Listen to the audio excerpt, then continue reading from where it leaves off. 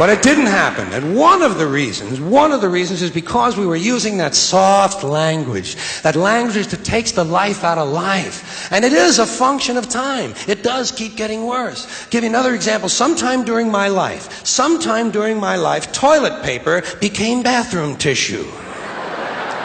I wasn't notified of this. No one asked me if I agreed with it. It just happened. Toilet paper became bathroom tissue. Sneakers became running shoes. False teeth became dental appliances. Medicine became medication. Information became directory assistance. The dump became the landfill. Car crashes became automobile accidents. Partly cloudy became partly sunny. Motels became motor lodges. House trailers became mobile homes. Used cars became previously owned transportation. Room service became guest room dining. And constipation became occasional irregularity. When I was a little kid, if I got sick, they wanted me to go to the hospital and see the doctor. Now they want me to go to a health maintenance organization or a wellness center to consult a healthcare delivery professional. Poor people used to live in slums. Now the economically disadvantaged occupy substandard housing in the inner cities. And they're broke. They're broke. They don't have a negative cash flow position. They're fucking broke. Because a lot of them were fired. You know, fired. Management wanted to curtail redundancies in the human resources area. So many people are no longer viable members of the workforce. Smug, greedy, well-fed white people have invented a language to conceal their sins. It's as simple as that. The CIA doesn't kill anybody anymore. They neutralize people. Or they depopulate the area. The government doesn't lie. It engages in disinformation. The Pentagon actually measures nuclear radiation in something they call sunshine units. Israeli murderers are called commandos. Arab commandos are called terrorists. Contra killers are called freedom fighters. Well, if crime fighters fight crime and firefighters fight fire, what do freedom fighters fight? They never mention that part of it to us, do they? Never mention that part of it.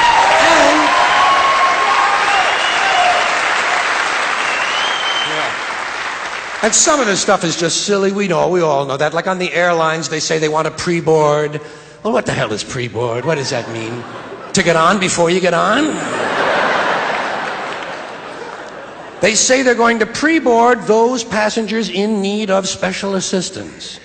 Cripples! Simple, honest, direct language. There's no shame attached to the word cripple that I can find in any dictionary. No shame attached to it. In fact, it's a word used in Bible translations. Jesus healed the cripples. Doesn't take 7 words to describe that condition. But we don't have any cripples in this country anymore. We have the physically challenged. Is that a grotesque enough evasion for you? How about differently abled? I've heard them called that, differently abled. You can't even call these people handicapped anymore. They'll say, we're not handicapped, we're handy-capable. These poor people have been bullshitted by the system into believing that if you change the name of the condition, somehow you'll change the condition. Well, hey, cuz, doesn't happen. Doesn't happen. We have no more deaf people in this country, hearing impaired. No one's blind anymore, partially sighted or visually impaired. We have no more stupid people. Everybody has a learning disorder. Or he's minimally exceptional. How would you like to be told that about your child? He's minimally exceptional. Oh, thank God for that. Psychologists actually have started calling ugly people those with severe appearance deficits. It's getting so bad that any day now I expect to hear a rape victim referred to as an unwilling sperm recipient.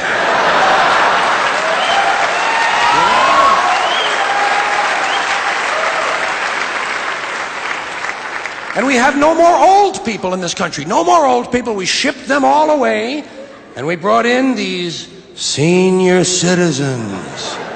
Isn't that a typically American 20th century phrase? bloodless, lifeless. No pulse in one of them. A senior citizen. But I've accepted that one. I've come to terms with it. I know it's here to stay. We'll never get rid of it. That's what they're going to be called, so I'll relax on that. But the one I do resist, the one I keep resisting, is when they look at an old guy and they'll say, "Look at him, Dan. He's 90 years young."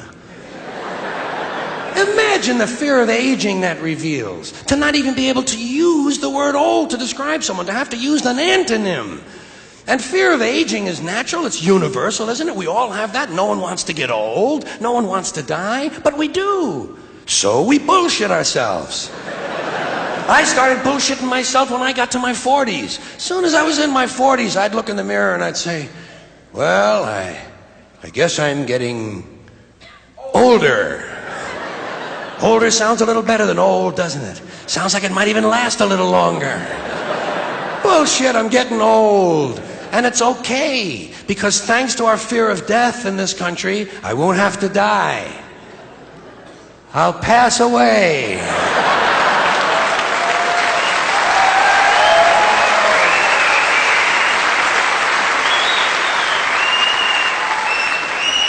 Or I'll expire like a magazine subscription.